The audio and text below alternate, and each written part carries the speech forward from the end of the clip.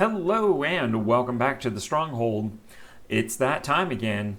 It's midweek, and I want you to play some Magic so that you can win 2 free Rare or Better ICRs.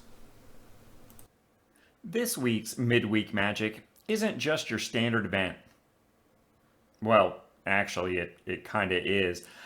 This week, we're playing Standard, and having just dropped a new set, it is the perfect time to go back to an old, familiar Standard.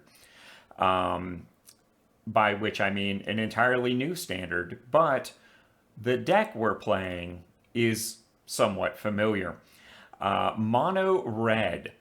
Just because it's a standard event doesn't mean there's not strategy in play here and there isn't something to be learned. So stay tuned. But before we get into all that, my crack research team has recently pointed out that we are the only channel doing consistent and timely midweek Magic content. And by crack team, of course, I mean one comment from someone who had nothing at all to do with this monkey image. So be sure to subscribe right here at the Planeswalker Stronghold for all of your future midweek Magic needs, because we will be bringing you a deck list or strategy every single week. Now, what were we talking about this week? Oh, yeah, right. Alright, so we just had the brand new Streets of New Capenna drop, and there is always a lot of decks that, well, ultimately just prove to be jank. There's a lot of new deck theory going on, a lot of new cards that you're not familiar with. But you know what always performs very well in this type of new standard environment? That is mono red. It's super fast, it's really easy to play, and there's no real new things to learn. It's just an old reliable deck. What I am introducing to you today is Mr. Standard, or mono red standard. Now I say that I'm introducing this, but to be honest, this isn't really a deck I came up with. It's not particularly innovative, but really that's what we want in this kind of environment. And I do have it chock full of premium cards out there, which you may or may not have in your collection. As you can see here, I at the moment don't have all of these cards. Hopefully between the time of recording and play, I will be able to replace most of these and play the deck as I'm suggesting it. But right off the bat, we got Dueling Rapier, Fireblade Charger, an old friend from our Goblins deck. Kumano faces Kakazan. Rabbit Battery is going to be kind of our new best friend, as is Reinforced Ronin. Voltage Surge makes good use of all of those artifacts.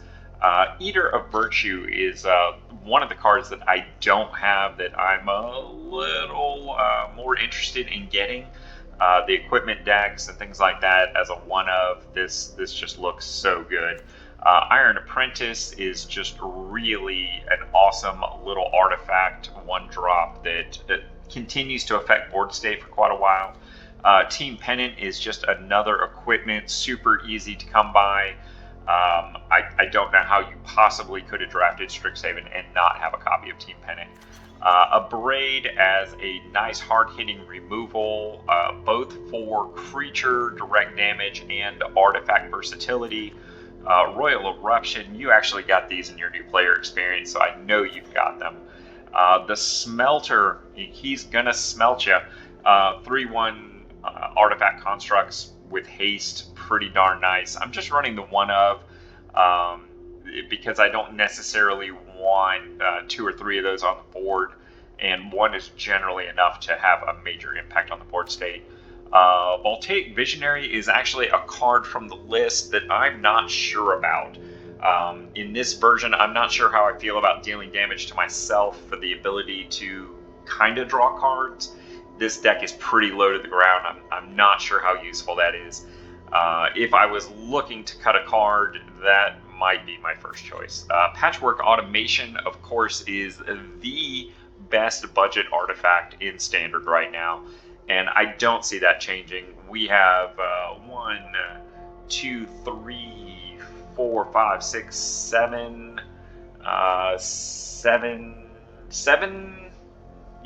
slots dedicated to working with Patchwork Automation and Artifact Synergy. Ambitious Assault is just a very sweet little card. If this looks familiar, it's because it's basically Burn Bright, but with an ability to draw a card. And since we are running so much modification synergy, it just seems like a natural. If for some reason you haven't opened your Kamigawa yet, like you're waiting for the new player experience decks to come out, just run a copy of Burn Bright here as a win con, and you're going to have virtually the same deck. Chandra and Zerial are both mythics. If you don't have them, additional copies of Ambitious Assault or Burn Bright will do a lot of the same things here for your deck as far as giving you a win condition. The Planeswalkers just give you more inevitability, but I'm not sure that I'd spend wild cards on those at this point in the year. Maybe Chandra, but that was not my choice for the red mythic wild card. If you haven't checked that out, I did a whole video about 3 weeks back talking about a wild card wrap up for this year. The Occam Warrior is, well, this is another card I would consider cutting, but it is my 18th land, which is potentially useful and can be a late game way to change the board state by dropping a 4/5 Trampler. Getting up to 6 mana on this deck is pretty difficult. That he's my 20th land. I forgot I changed the count on this. Snow-covered mountains, for no particular reason. There is nothing to enable snow, but it will make your opponent think about some things. And of course, the red legendary Crucible of Defiance. That makes up the deck here. I think it is very easy to pilot and is going to get you some fast wins, which in something like Midweek Magic, that's really what it's all about. What's that? You didn't catch all that? Well, Matt would like you to know that any deck list applicable to this video can be found down in the doobly-doo. And hey, let's not forget, the whole reason to participate in these totally free midweek Magic events is the prize support is awesome. You get a rare for your first and second win, and then you get a random cosmetic for your third. How awesome is that? Alright, so with all that having been said, don't forget, smash the like button like Hulk would. And of course, comment and subscribe if you haven't done so already.